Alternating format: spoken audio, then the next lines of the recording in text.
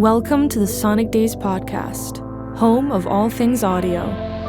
This season was recorded live at Sonic Days 2024. How can you make your room sound great?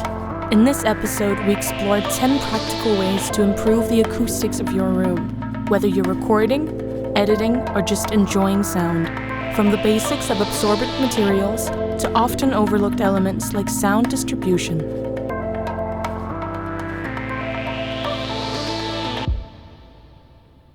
My name is Eddie, to know those of you who don't know me. I'm a sound guy working with acoustics. I'm part-time teacher with the Danish National School of Performing Arts, part-time teacher at the Central European Studies of Music and Acoustics in Lugano. I'm part-time with DPA microphones, basically on Mondays. And then I'm part-time having my own company, being a consultant, doing acoustics and stuff like that. So I'm a little all over the place. I'm going to talk acoustics, and basically we will talk about listening room as a starting point, but basically what I say here will be valid for other kind of rooms as well. That's it. So here's the content. Point 0 is a kind of intro, that's very important. Placement of room, dimensions of room, reverberation time, membrane absorbers, resonance absorbers, porous absorbers, space, straps, diffusers, gadgets, loudspeaker placement. In 1 hour. So here we go. All right. The intro here is actually the most important. If you don't get anything out of this hour, please read this. Good acoustics, what's that all about? Appropriate reverberation time. And what is appropriate, we can discuss that a little later. Appropriate sound distribution. Sometimes we need sound distribution. If it's a lecture hall, for instance, that's important. If it's a open plan office, there shouldn't be any, for instance. So just to compare. Low background noise, we need that, so we can hear what we're doing. No echoes or flutter echoes, you know. When you have that, could be a flutter echo. And then we should have appropriate control of early reflections. That's depending on what kind of room it is. Is it a small room for like this? We should control the side reflections. If it's a concert hall, we also need, especially for classical music, we also should control the early reflections coming off the side walls. And then in some rooms, we need some kind of symmetry, as in this one, for stereo and immersive formats. That would be good if left-right is quite similar. This is a response of a loudspeaker in a room. That's a measured version. And what is it actually that affects a loudspeaker in a room? There's a lot of stuff. This is standing waves in the room. I'll explain that a little later. The crossover between the sub and the main, if it's not in phase at the crossover point, you may have some cancellations. Part 3 here, you have reflection from the wall behind the speaker. That's always important to look into that. We'll do this. And number 4, that's reflections from sidewalls and from the desk itself. Then 5 is just reflections from other walls. That means that's basically some diffuse sound.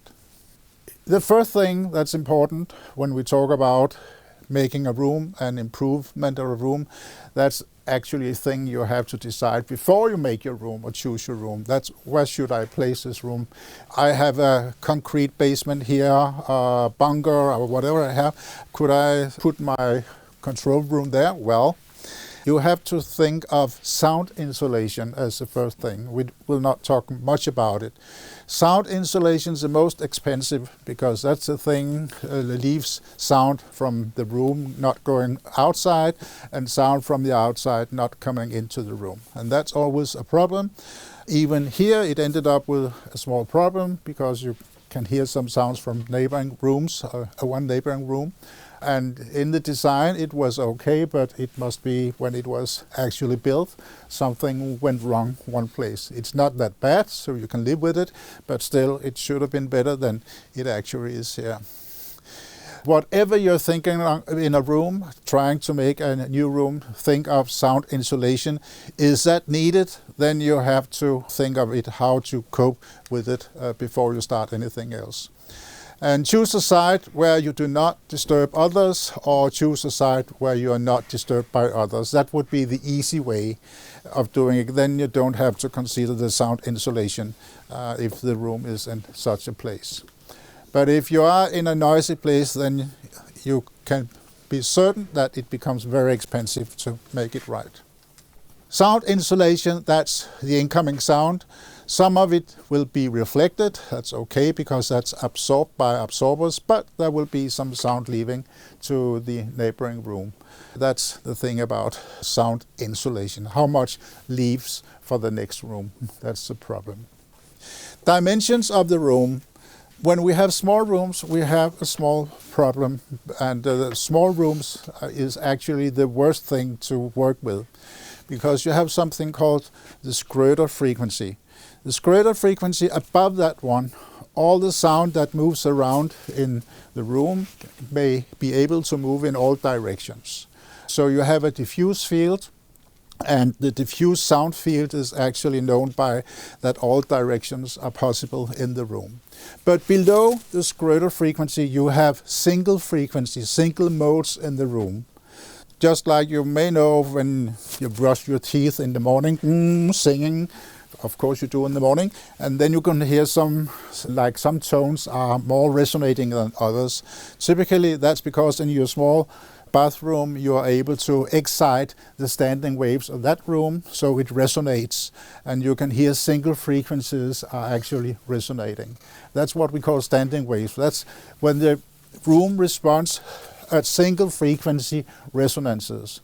Above the Søttrup frequency, then it's all melting together and you cannot distinguish one frequency from another. But below the Søttrup frequency, that's the thing. How can you cope with it? Basically, having a low reverberation time, meaning having a lot of absorption. But also, if the room is getting larger, it will not be a bigger problem.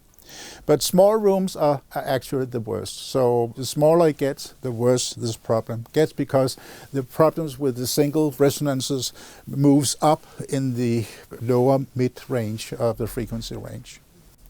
Here is a room, and this is how a standing wave actually starts out.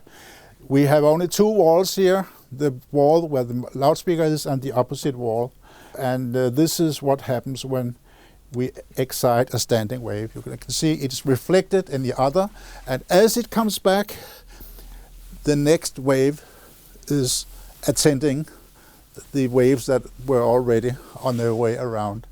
Soon it will stop, and then you'll just have one plain wave in the room, just getting across. It was a circular wave I started out with, but in the end it's just a linear feel just across the room in that dimension. And you may have that in many dimensions. It's just like a swing. You push it, and when it comes back, you push it again. And there is a resonance. If you're standing like this and you have a kid on the swing, I think this kid is very unsatisfied, I will say stuff, because you're trying to push out of the resonance frequency of that swinging system. Okay, standing waves, there is a wave. And if you have two walls, this is actually what happens. The sound wave at its maximum at the wall, it goes to the opposite wall and is reflected and sent back again. And if you experience that in the room, it looks like this, because you'll have a maximum at the wall, right in the middle for that frequency. It will be dead totally, because there's no sound pressure at that point. And then it goes to the other wall, there's some pressure again. And you can walk across on that one. If you excite a room with that resonance frequency, you can walk around in it and feel where you have maximum and the minimum. And that's an uneven sound distribution. In a control room, we need a good sound distribution when we talk about frequency in this case. So you can have, that's the lowest frequency you can have, but you can have other frequencies as well, so there will be more of them. And of course, when we talk about dimensions of the room, the worst room would be a room where you have the same dimensions in all three directions. Or if you had a a sphere or something like that, or a cylinder, that would also be problematic. So this is actually how you could calculate a room with the best distribution of the standing waves in each direction for each other. It's 1 to third root of 2 to the third root of 4. If you use that, or 1 to 1.26 to 1.59, that if that's the relation between the sides of a room, then you have the best dimension, the best spread of eigenmodes, as it's called in German, the modes of the room. Reflecting surfaces, well, that's from one side to another. Of course, that's a box-shaped room. You may be able to control some of the standing waves. If you have an offset, for instance, of 7 degrees, that would actually reduce the standing waves dramatically. So that's positive. But still, you will have new forms of the sound moving around, because the other side will be a reflecting, so it will be a triangle instead. At the ends of this room, you need heavy absorption to reduce the standing waves across the room in this thing. There are many ways you can have reflecting faces when you even did not think you had it. Upper right, you can see a room, and you can see, if you analyze it, there will be faces across that will be just opposite each other and with parallel faces, so you can have reflections going between those two. And about a standing wave, why is it actually that it stands with a maximum at the wall and a minimum in the middle, for instance? Basically, it's just like if you imagine you have a bowl and you put a small ball on the side of this bowl. You leave it on the edge, trying to leave it there. Then it goes jung, jung, jung, jung, jung. And after sometimes it stays in the bottom of this ball.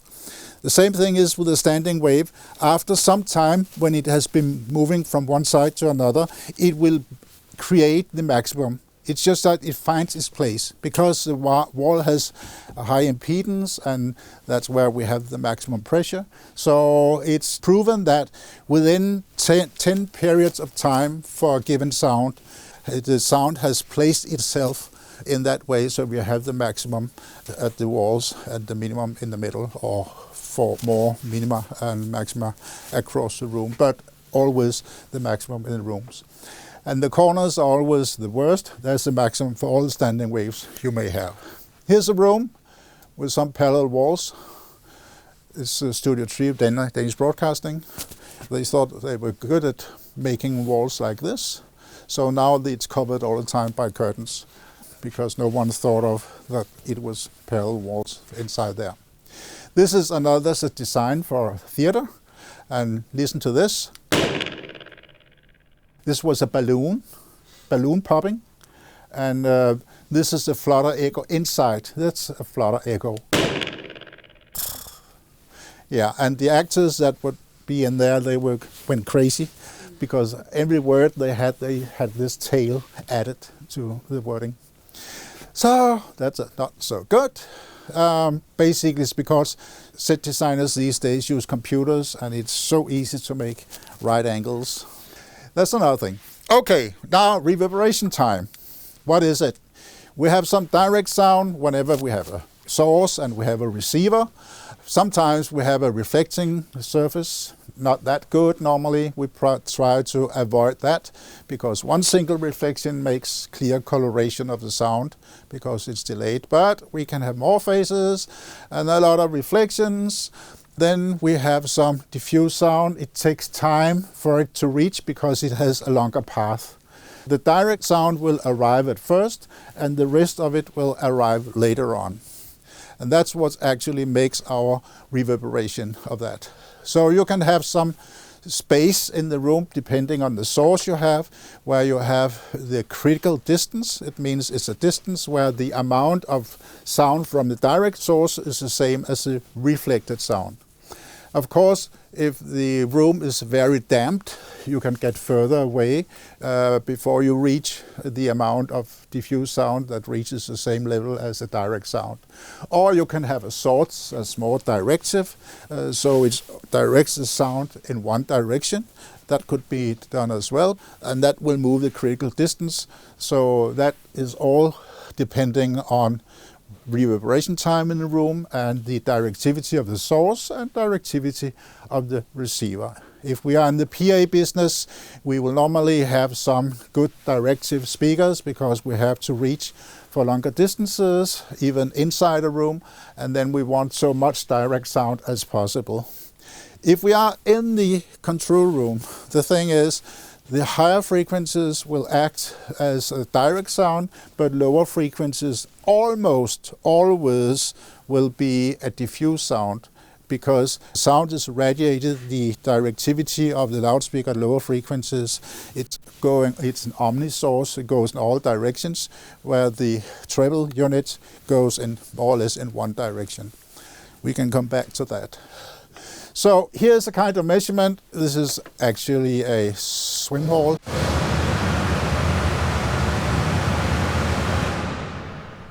Here the measurement is made with pink noise that is stopped, and the recording show it doesn't stop, it seems like it continues. So here is the level of the same thing. When we have made the level in a logarithmic fashion with decibel, then we have the level where it started, and then we have this slope that actually tells us what is the reverberation time. The longer slope we have, the longer the reverberation time. And in the bottom, we just have the background noise of the recording or of the room we are in. So we can look at the slope and calculate what is actually the reverberation time, and we can do that at different frequencies. So we get a response of how is the reverberation time with frequency. That's another thing that's very important. It should stay the same. Appropriate reverberation time also includes that it's fairly constant with frequency. If it's not a nice room, and it's definitely not a room to work with in audio. Here are two students from Danish National School of Performing Arts. Actually, the one of them right now is interim leader of the sound design education, preparing for some measurements of reverberation time. And here comes a small pop of a microphone. It was difficult to hear, it was just a small one, but it was a popping of a balloon in this case. Out comes what we call the impulse response. You can make impulse responses in different ways, but why I show you this is because here's some free software you can use. If you have some where you can record it, you can cut it down so you just have the pop and a couple of seconds of this sound. And then you can use this software, REW. Some of you may know it, but that's free for download. They thank you if you give a small amount, but you don't have to. But I normally do when I install a new version of it, because it's a fantastic program. And in that one, you can use the menu point here. It's called Import Impulse Response.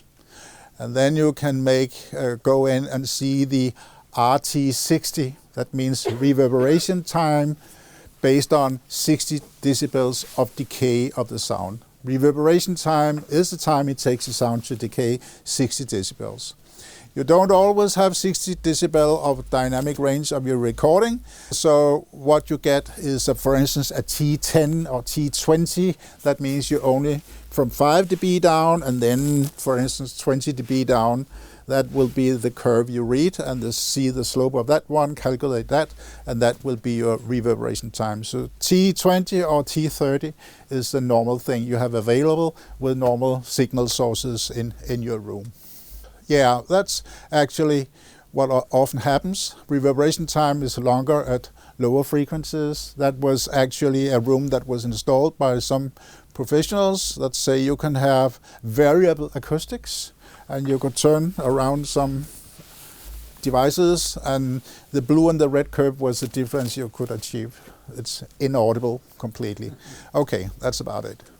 What are the right times? Yeah, control room, that's where we have the short times. If you are in concert hall for classical music, 1.8, 2.4 seconds in that range. Organ music in churches, perhaps 3-4 seconds, but longer than that you will not need. I could say for the European Song Contest in 2014, that would be held at B&W, the shipyard. The reverberation time of that place was 13 seconds initially. 60,000 square meters of molten later and 8,000 square meters of low frequency absorbers. We were down and had a party there. Okay, one thing to say, lecture rooms and cinema. These days cinemas have rather short reverberation times. In the theater we need some support for the word, but still some intelligibility. If it's opera, they all sing in Italian, nobody understands that, so that's, you can leave it there. Then concert hall for classical music, that's something else. You can hear some reverberation times here. 0.2 second. Comes again.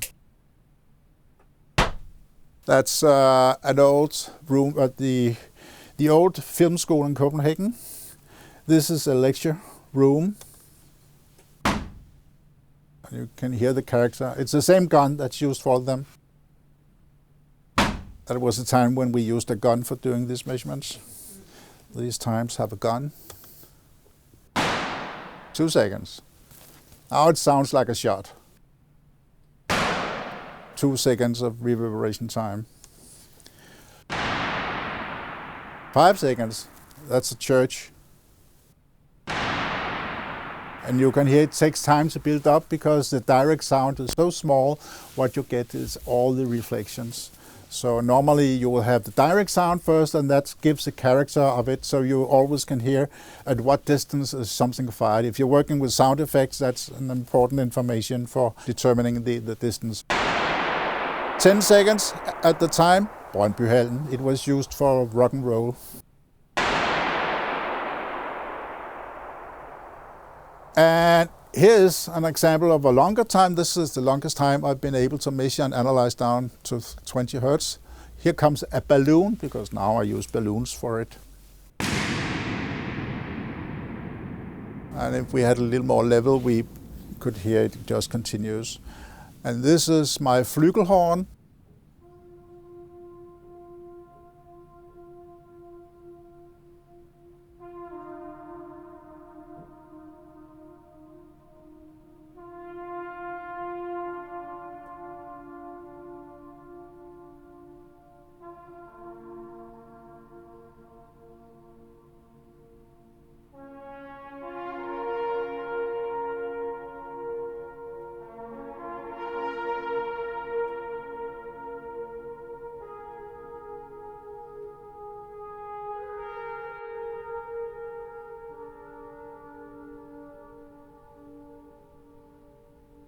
So when you have this kind of room, it's of course for sound art, it's perfect. But if you try to make a concert with some rhythmic things, you have a problem. Then you're completely off. You have to obey a room like that in one way or another. Appropriate reverberation time. Basically, we have some standards. One of them we normally follow, that's very good, even for bigger room than the limits we have here, is from the EBU standard for broadcast, but we can use that for most rooms as well. And actually, if you go higher in the volume of that room, actually it still works for rhythmic halls. So if you use that calculation, a way of calculating it, you can see up there it says TM, that means the average time. That's on the curve, it says 0. What's called 0 here is actually the TM you have to define. And here you have 0.25 times the actual volume of the room. How many cubic meters is it? Divided by a reference, which in this case is 100 cubic meters to the power of 1/3. And if you make that in your spreadsheet, you can calculate that. This is basically a good idea to look this up and see what it's like. And you can see it's allowed to have a little more reverberation time at low frequencies. That's basically because it can be difficult to get the low frequencies right. So how do we calculate it? Well, basically it's the formula given by Sabin more than 100 years ago, and we still use that one. And what it takes into this is basically the volume of the room divided by the absorption of the room. And there's just a number to make these units work together. So T, the reverberation time, equals 0.161, if we work with meters, times the volume in cubic meters, divided by A. That means how many square meters of total absorption do we have. And what is total absorption? That's if I kicked out this window and it was 1 square meter, I would have 1 square meter of Sabin. Sabin is the guy that invented this thing. 1 square meter of Sabin, that means 1 square meter that's completely absorbing. If we have the floor like we have here, that will be about 0 absorption. No square meters of absorption. So when you calculate, it becomes a little difficult because you have to see the total A is each area you have with a given material, and then you have to find out what is the absorption coefficient of that material. This absorption coefficient is between 0 and 1. If it's 0, it's just like concrete. If it's 1, it's like an open window where the sound disappears and never comes back. The materials we have, they will be in between. And then we also have the other problem, that is, the thing is that we have to calculate that at each frequency band we want to work with. So basically, where you can get your data from products, it will normally be in octave bands. You can use it. So let's look at some absorbers and see what they work, how they work, because the first here are very, very important if you start with a room which has a lot of concrete, for instance. So the trick here is to use membrane absorbers. And actually in this room we have membrane absorbers behind. I have a picture later so you can see what it looks like behind the surface here. Membrane absorbers, what are they? They are anything we use for building materials, gypsum boards, plywood, fiber boards, different kind. It's a skung or wooden floor, for instance. Whenever, or a window, maybe. Normally, if you knock on a window, you can hear gung, gung, gung. And wherever it has a sound, that's where it will absorb frequencies at the resonance of that. And if you have a concrete basement you want to start out making for anything with sound, you should start out just making gypsum board walls all over the place to make low frequency absorption, because you cannot get any material later on that can absorb that much as this can. Also because you have a big area. So that's very important. If you are in a wooden shed somewhere out in the garden or in the wood, no problem. That you don't have to think about that. But if it's concrete or anything with stone, then you have to consider this. A wooden floor is not very efficient, but you can have big areas, and that's what counts. The absorption coefficient, this is absorption coefficient from frequencies from 100 Hertz to 4000 Hertz, and a scale going, in this case, to 1.2, 1 being the maximum normally. That's the absorption coefficient. So it starts out with a coefficient of 0.1 and not more than that. But if you use these absorbers, gypsum board, fiber board, plywood, etc., you can have a good absorber. And one thing to consider is that, there's another kind of absorber, is a soft layer membrane. And I built a series of absorbers 20 years ago, and you could combine 2 low-frequency absorbers, membrane absorbers, and get the curve. You can see it down to your left, the lower curve. And it's difficult to get a low-frequency absorber that works flat top, just below 100 Hertz. But you could get that with this kind of soft layer absorbent membrane. It was so efficient, I didn't believe my own measurements. I had to go to the theory of Fuchs. He did some measurement, a German acoustician, found out that if you have membranes, you put them, and you can see there are curves getting more efficient. If you put them in the corners, then you have the most efficient thing. So if you have a room and you want to make absorbing low frequencies, good idea to attack the corners in that case. So it could be like this. This is the room of Morten Lindberg, his mixing room, what it looked like before. Then we installed some of this membrane absorbers, and now it looks like this. You can hardly see the difference, but we just took out the corner to making a corner absorber for that purpose. So that's what it looks like. So the thing is, when you use gypsum board, normally it's used for isolation, but you have to think one layer of gypsum board is good for absorption, because then it can move, and when it can move, then it absorbs the sound. Sound is leaving through that layer. If you have 3 layers, it gets too hard, and then it reflects sound instead. So some rooms I've been designing will have 3 layers of gypsum board for the isolation. Then there will be space and some mineral wool, and then 1 slate of gypsum board to make low frequency absorption. Here is a room where they didn't think about membrane absorbers. I was there to do some controlling there in the control room, setting up their monitor system, but I couldn't help making a measurement there, because this is the reverberation time of that studio, and it should have been flat in the bottom, and it looks like this. Couldn't even record a women's choir, especially not if it was Bulgarian women's choir. That would be too low pitched. We have other absorbers, resonance absorbers, and that's what we call Helmholtz resonator.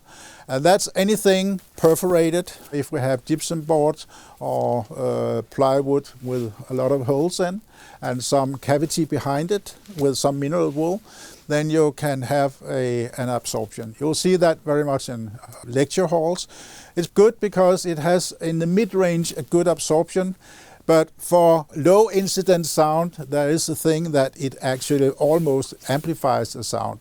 So that's fine in a lecture room, because then the sound can be transported also to those in the back of the room. But for other rooms, it may not be too fantastic. It really depends on how you use the thing. But you can also make it with a wooden lath set up as a panel like this. And when I use it, it's very good for rehearsal room and stuff. And taking it so you have at the one end of the wall, there will be very close to the wall, and the other end it will be further away from the existing wall.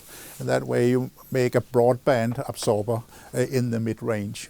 So it can be done, and it's good structure, and you can make it look like something very fancy just by using this system. In the room down here, we originally had the perforated plates. They were too efficient around the frequency, so it was not approved by Dolby. So that's why it now has a layer. It's a little too heavy, that layer that has come on. It should be a little thinner. But anyway, it's there, and it's approved by Dolby. So this was originally perforated plasterboard, and it still is, behind the porous absorber that's there now. Now comes the porous absorbers. That's what people really call the absorber, because everybody knows when you look at this is an absorber. Okay, but what we just discussed before, the membrane, especially membrane absorbers, they are absolutely important and to think of before you reach these ones here. This is the generic absorption curve of a porous absorber. It could look something like this. Here is a 25 millimeter mineral wool directly on concrete. If you measure the absorption coefficient, it looks like this. And you can see it's very efficient at higher frequencies, but not at low. So even if you have 2.5 centimeters, that's quite something, put it directly on the wall, you have a problem, because that room will be overdamped at higher frequencies and there will be no damping at lower frequencies. That's a problem. But if you take exactly the same material and take it further out from the wall, then suddenly you will find out that the absorption starts out at lower frequencies as well, because the material should be out in a quarter of a wavelength of that frequency you want to absorb. So if it's very close to the concrete, it's only the highest frequencies. If you get further away from the surface or the hard surface, then the same material can give you additional absorption at lower frequencies. And that's so much important to know whenever you put anything porous on your walls, whatever material you use, mineral wool or any fancy absorbers of any kind or polyester fiber like this one here, you have to take it out from the reflecting wall behind it. And you can see 30 centimeters away, then basically we can reach the absorption you have from your membrane absorbers that might be behind it. Then they reach each other and you have a reverberation time that's fairly constant with frequency. And that's what it's all about in any good room. Here you can see one of the fancy absorbers. That's the red curve. And it seems like it's so good. It's actually 1.2, the absorption coefficient. And how can that be? It's because of, if you look at it, you can see it, the small tops. If you measure the area of all that one, so 1 square meter of this material is actually more than 1 square meter if you measure it. But that will only work at the higher frequencies. At lower frequencies, it just sees the button. So when people ask me, I've just bought this, how can I use it the best? I could say, turn it around. So the backside is out, then it works the best. Because then it works just like this 15 millimeter mineral wool you could buy for 1/10 of the price and put on instead of that. So that's fine. But if you want to use that kind of material, take care of getting too much absorption at higher frequencies. That's always a problem. You have this feeling, especially if the low frequencies are not damped, you get a headache room to work in. There's on the nets, you can find calculation of porous absorbers. It may look like this because it's a direct sound. You can set up a random incidence, but this porous absorber calculator, if you look that up, then you can calculate how your material will work. There's a factor up here saying the flow resistivity. It's a number you very seldom get from the manufacturer. But if you set it like between 6,000 to 8,000, the value, if you remember that you want to calculate something 6,000 to 8,000, then it should work in most cases. So you can go home and make your own calculation. This is a canopy with absorption, and you can see again it's 1.4 more. That's because the upper layer actually acts as an absorber as well. It's just like it has one on the downside and one on the upper side. It's not efficient at low frequency. So this is basically a bad idea. If you want to make a canopy, for instance, for installing lights or something like that, you should make a fixed edge around it with gypsum board or whatever, plywood, to keep it closed. So it's a closed box you have instead. This is polyester fiber, which I like a lot. That could be like this, because you don't feel it itchy when you work with it, as you will do with mineral wool, for instance. And it's the same thing you will put in furniture and other places. That works quite well. And you can make single sheet absorber boxes in this way, just making a frame from MDF or something like that, and then have a depth of at least 200 millimeters, but happily up to 300 millimeters, making a frame, doing it in this way. Then you have, if you move around from room to room, or you are moving the place you're working, you could just hook it off the wall and take it with you. You don't need any backplate on it, you just hook it on the wall, and then you have a cheap version of a good and efficient absorber that goes fairly down in the frequency range. This is a principle, but this is mineral wool.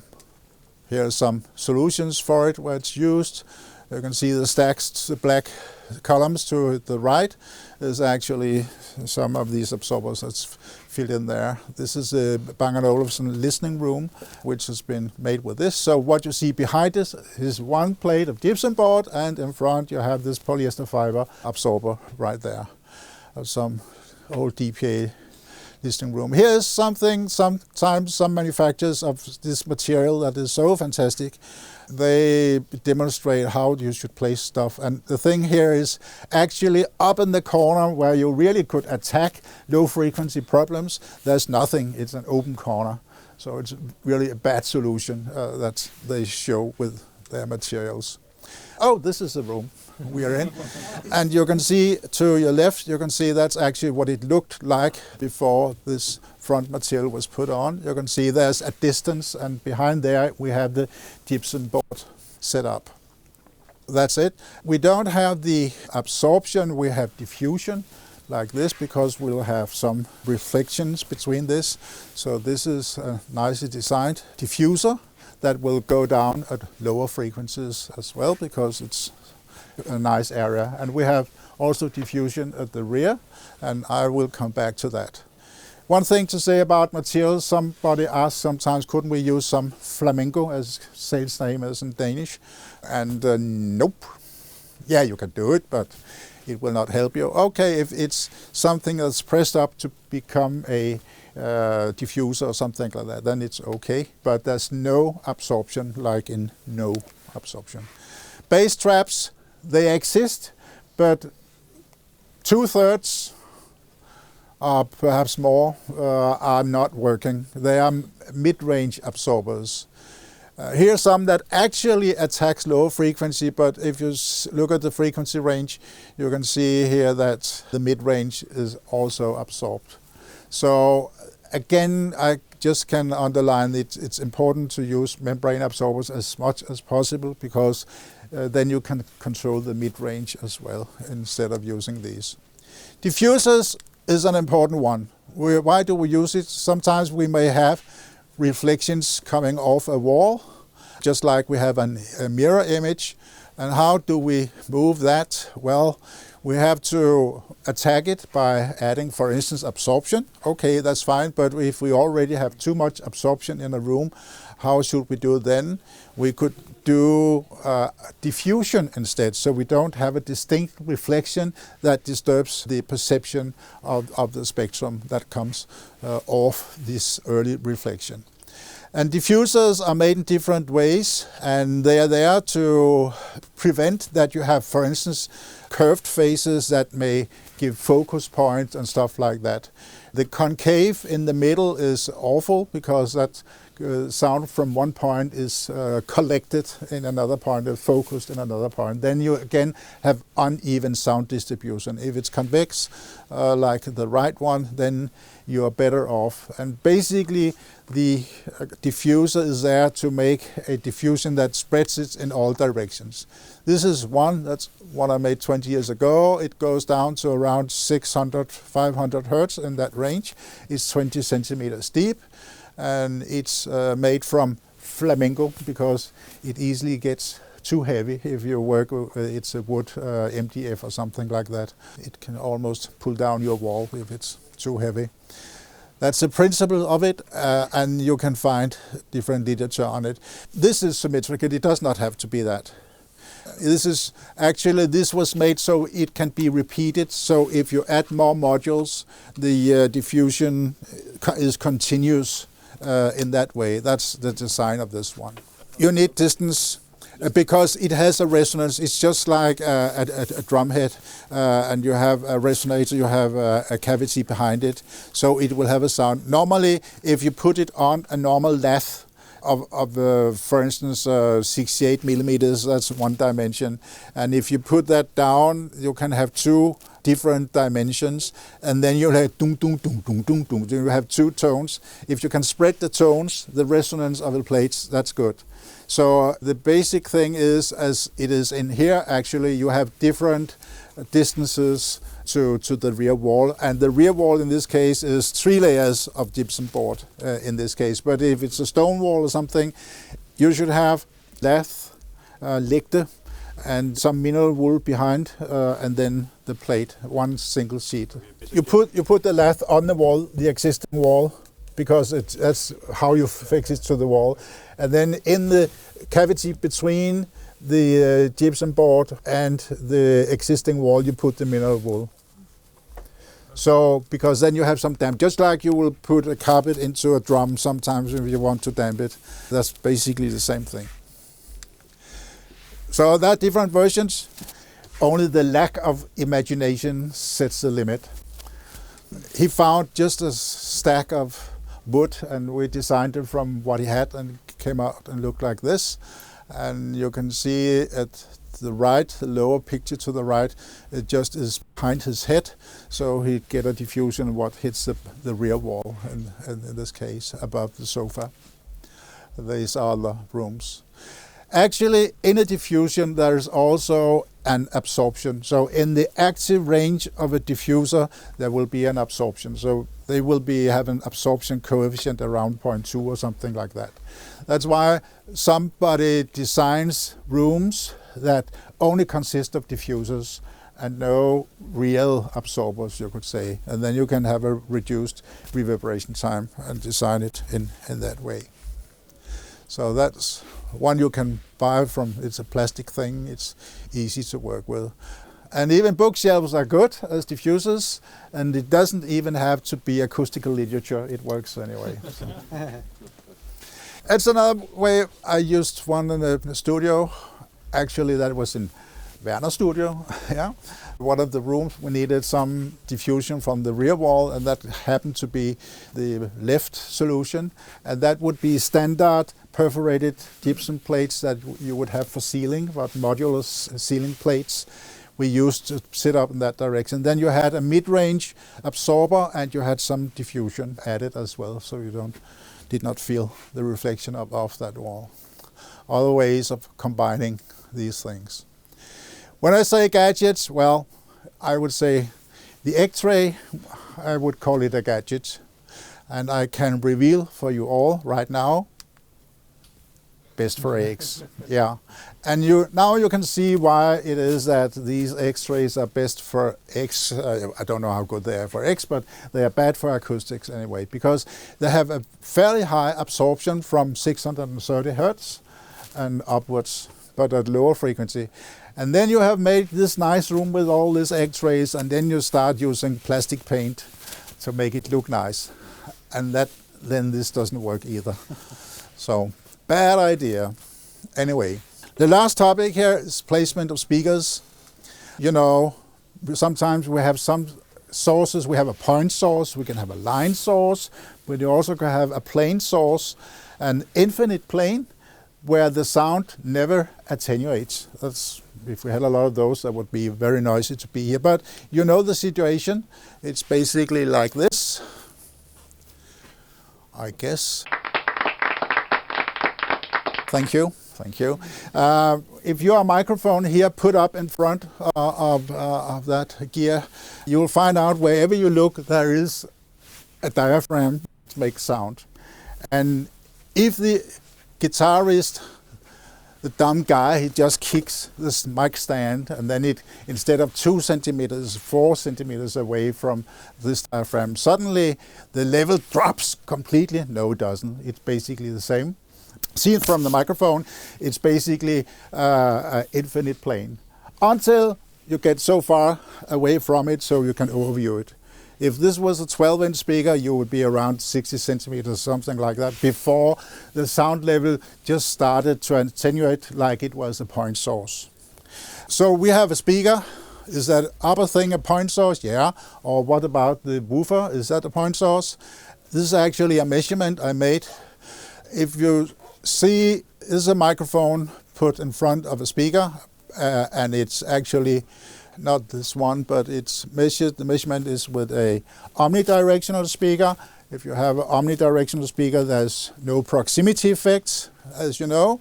And the blue one, lower blue, is measured at 64 centimeters.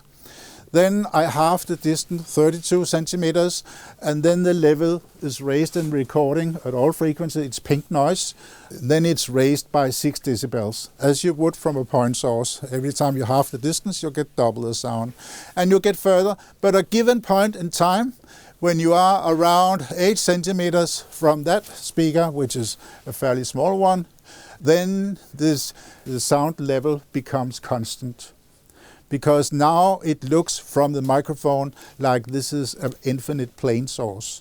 So you get closer to the loudspeaker, and the level still raises at higher frequency because the treble unit is acting as a point source, but the low frequency unit is acting like a plane source. What does that mean in practical life? It means if you have near-field speakers, they shouldn't be too big. If you have too big low-frequency units in your near-field speakers, you don't have the right balance of the frequency response of that speaker. So the bigger speaker you have, the further away they must be put in every case. So the closer they are, the smaller they should be at lower frequencies.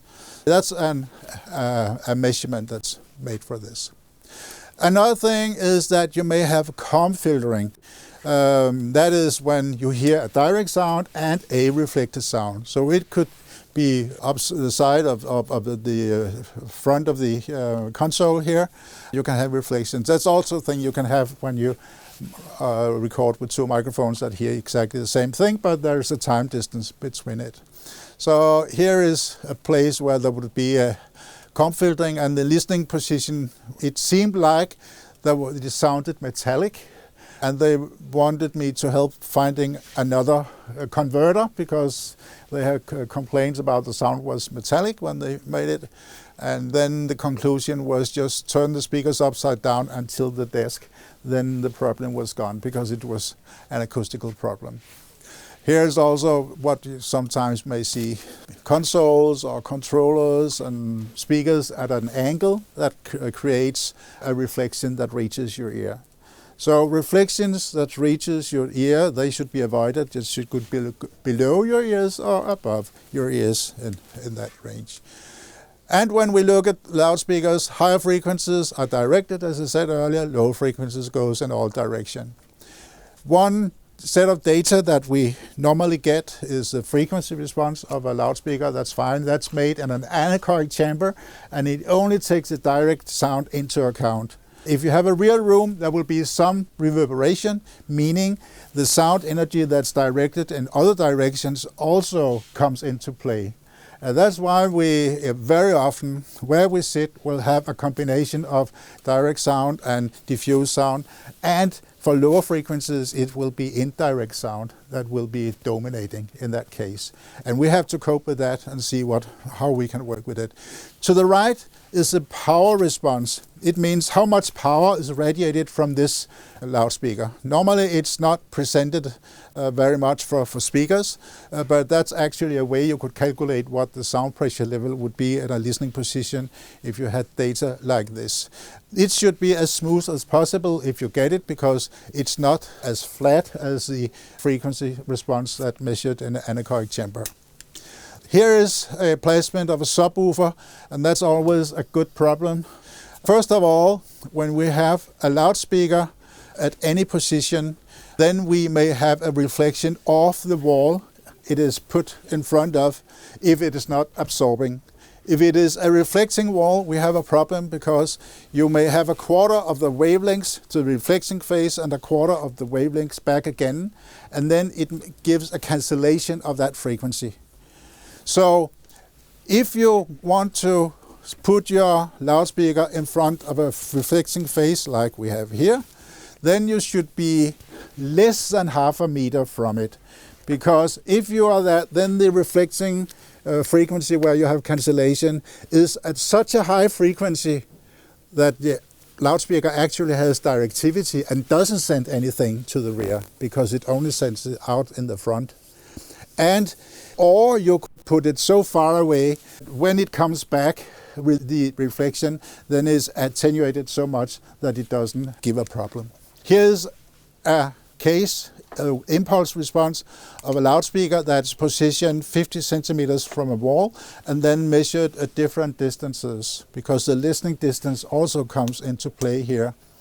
And you can see the upper curve is the frequency response as it is measured 30 centimeters from the loudspeaker, but 80 centimeters from the wall. If you go to the next one, then you can see it gets more blurry up and down, and the third one you can see a lot of dips coming on, and you can see around the frequency that we have with half a meter's distance that comes into play. If we get further away in this room especially, we have so much diffuse sound that it fills in for the things that was notched out originally.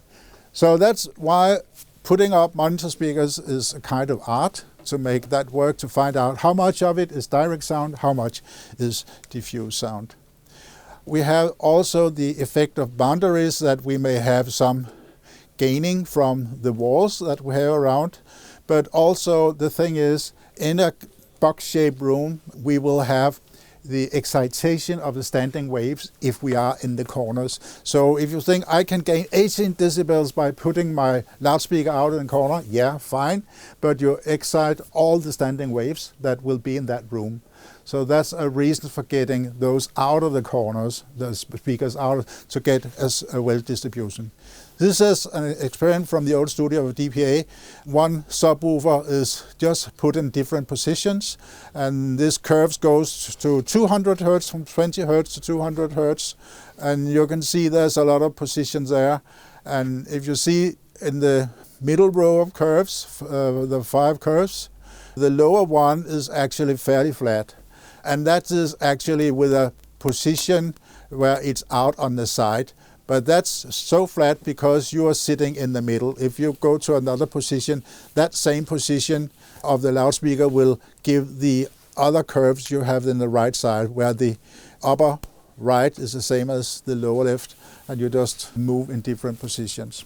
So it's a kind of art to make that work and make a fair distribution if you don't have a good absorption or low frequency. So it's a must to have good absorption or low frequency, because you have much less problems with your speakers, with your recording, whatever you're doing.